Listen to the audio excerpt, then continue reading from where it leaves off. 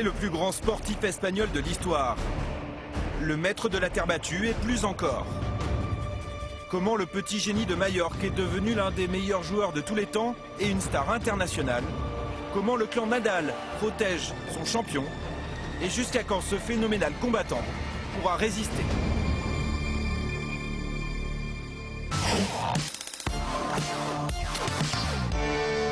Majorque, la plus étendue des îles des Baléares, à une cinquantaine de kilomètres à l'est de Palma de Majorque, Manacor, la cité des Nadal, 32 000 habitants et un lieu de pèlerinage incontournable, le tennis club de Manacor, vieux de 38 ans. Des installations modestes, entre deux champs de terre, rien de tape à l'œil, c'est pourtant là qu'a poussé Rafael Nadal. Le président du TC Manacor est l'une des mémoires du club. Il connaît tout de l'histoire des Nadal. Ce sont ses parents qui sont propriétaires, ses oncles aussi. Le club appartient à toute la famille, c'est normal qu'il ait grandi ici. Et à quelques mètres de là, voici l'un des membres de cette famille, Tony Nadal, l'oncle de Rafael. Tony, l'indispensable guide-entraîneur qui veille sur lui depuis les gradins. Tony est venu ce jour-là entraîner ses 3 enfants, comme avec Rafael à l'époque. Il se souvient des premiers pas sur terre et des premières recommandations. Il jouait à 2 mains des 2 côtés. Il frappait comme mon fils. Pareil. À 2 mains. Il y a eu un moment, quand il a eu 10 ans, nous avons choisi une seule main, la gauche. Il tape donc de la main gauche, mais il est droitier, comme on peut le constater, stylo en main, pour signer des autographes. Mais cela ne va pas contrarier sa progression. Il est né pour le sport. Il joue à la fois au tennis, mais au football aussi. Car le foot est aussi dans les gènes de Rafael Nadal, fan du Real Madrid. Il a été bercé par la carrière de l'oncle Miguel Ángel, joueur au FC Barcelone avec qui il pose sur cette photo. Mais Tony va trancher pour le tennis. À partir de ses 7 ans, j'ai toujours pensé qu'il serait un grand joueur. Une prédiction judicieuse. Le jeune Nadal n'est plus seulement champion des Baléares. À 14 ans, le voici au tournoi des Petits As à Tarbes en France, l'officieux championnat du monde des jeunes. On reconnaît déjà les traits et l'éthique du futur Nadal.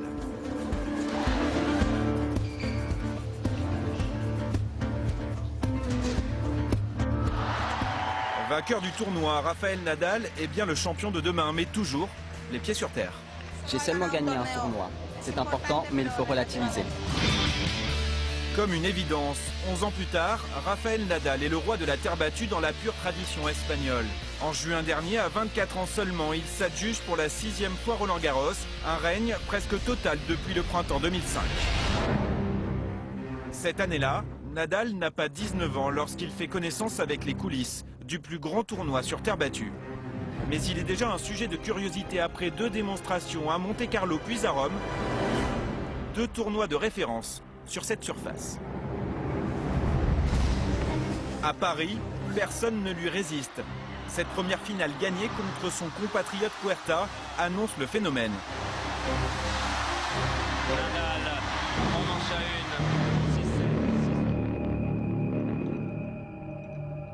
1. Le Français Gilles Simon s'entraîne régulièrement avec Rafael Nadal sur les tournois. Pour lui, l'Espagnol n'a pas d'équivalent. Il a une capacité à maintenir une intensité énorme tout le match du premier au dernier point.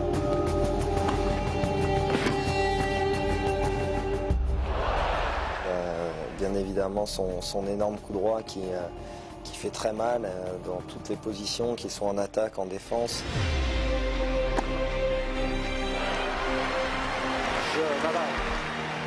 Battre Rafa sur terre battue, c'est quasiment ce qu'il y a de plus dur à faire sur un terrain de tennis de nos jours. Au total, 32 titres sur terre battue. Avec un tel palmarès, il est élu par les spécialistes meilleur joueur de l'histoire sur cette surface. Nadal a dépassé le mythe Björn Borg. Mais il va faire encore mieux, là où on ne l'attendait pas forcément.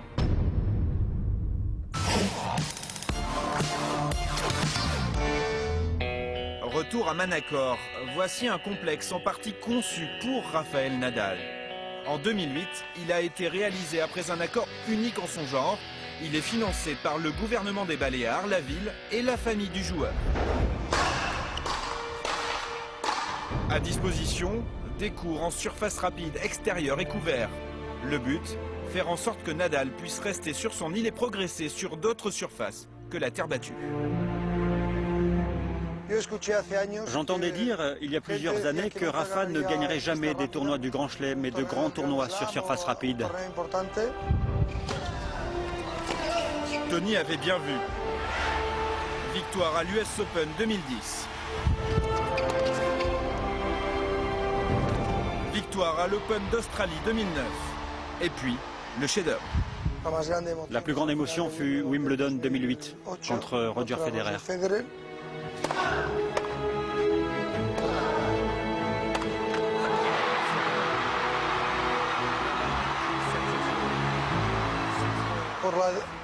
C'était un défi difficile à l'époque.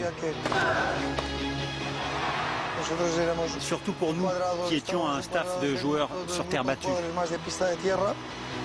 5-7, 4h48 de plaisir. Au bout d'un des plus grands matchs de l'histoire, Nadal fait plier Federer, imbattable à Londres depuis 5 ans. Il n'est plus seulement un terrien, il entre au panthéon du tennis mondial. À la fin de cet été-là, le tennis international change de maître. Nadal devient numéro 1 mondial après 4 ans et demi de règne de Roger Federer. Au palmarès des tournois du Grand Chelem, Nadal est 6e avec 10 titres. Mais à cet âge, 24 ans, seul Borg avait fait mieux. Au siège du Diario de Mallorca, le quotidien de l'île de Majorque, Rafael Nadal est désormais classé monument historique du sport espagnol. Pour moi, je dirais que c'est le meilleur sportif de l'histoire de l'Espagne. Sans aucun doute, c'est lui. Il y a eu Ballesteros, qui fut un grand du golf ici en Espagne, Manuel Santana pour le tennis. Mais si on compare avec ce qu'a gagné Nadal, c'est insignifiant.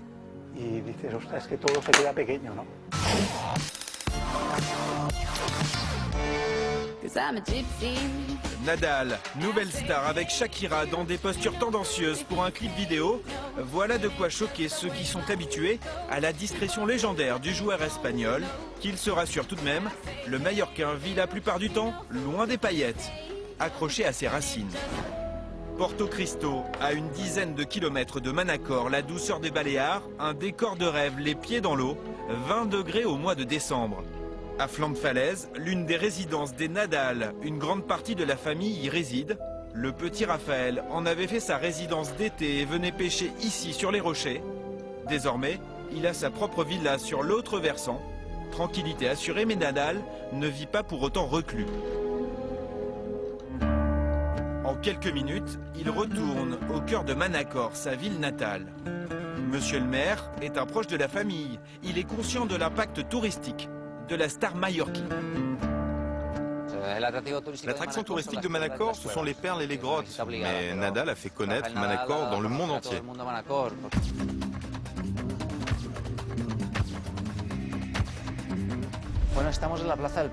Nous voici sur la place d'El Palau. Se trouve l'église d'El Palau, la cathédrale de Manacor. Et Rafael Nadal habite juste ici. C'est son autre résidence. Appartement en ville, ville à bord de mer. La famille Nadal règne sur Manacor et Raphaël fait l'unanimité, un citoyen presque ordinaire. Il habite tout près de chez moi. Nous sommes voisins. Et c'est un très bon voisin, hein, mais on le voit peu. Parce qu'il est aux quatre coins du monde. Et on peut le croiser, Raphaël, dans les rues ici? Ah oui, comme n'importe qui d'autre. Il est comme tout le monde ici. C'est l'un des nôtres. C'est un exemple à suivre comme être humain, dans la vie de tous les jours. Un exemple parce que tout ça ne lui est pas monté à la tête.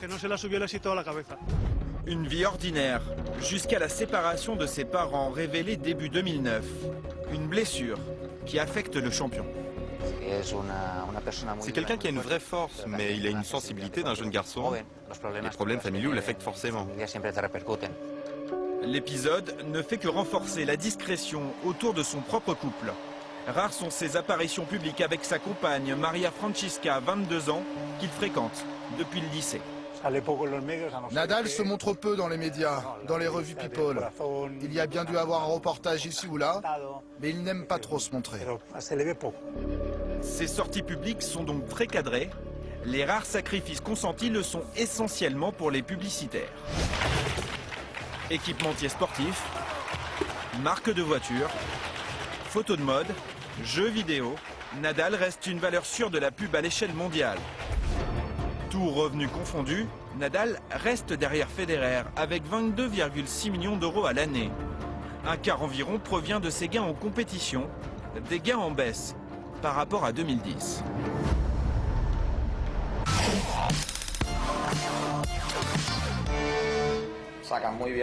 L'image a fait le tour du monde. US Open 2011, Nadal répond aux journalistes en salle de presse quand soudain, il s'effondre. On croit à un malaise. La scène surréaliste dure 4 minutes. Nadal est en fait perclus de crampes. Et cet épisode vient de nouveau alimenter le débat sur la gestion du physique de Nadal. C'est la grande question. Lui-même se la pose. Le calendrier du tennis ne nous aide pas. On commence tôt dans la saison en janvier, jusqu'à la Coupe Davis en décembre. Et vous avez 20 jours avant le début d'une autre saison. C'est trop.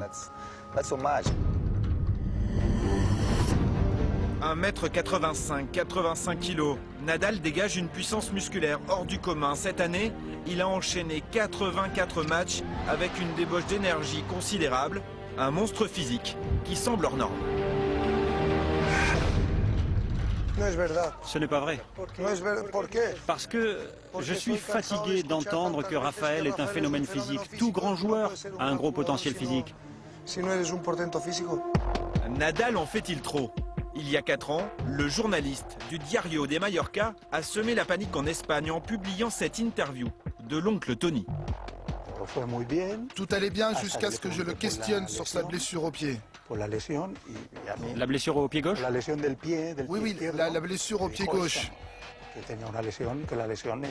Et il m'a dit ça, qu'il avait une lésion grave, et que les médecins devaient se prononcer, et que la carrière de son neveu était en danger. Le journaliste et Tony se sont fâchés après cette interview, des propos sortis du contexte selon Tony, qui accepte mal ses doutes autour de la santé de son neveu. J'entends depuis des années des gens dire que la carrière de Rafa serait courte. Bon, ça fait 9 ans qu'il est sur le circuit professionnel, dont 7 parmi les 2 meilleurs du monde. Elle n'est pas si courte, la carrière de Rafa. Le mois dernier, Nadal a été le héros de la victoire de l'Espagne en Coupe Davis.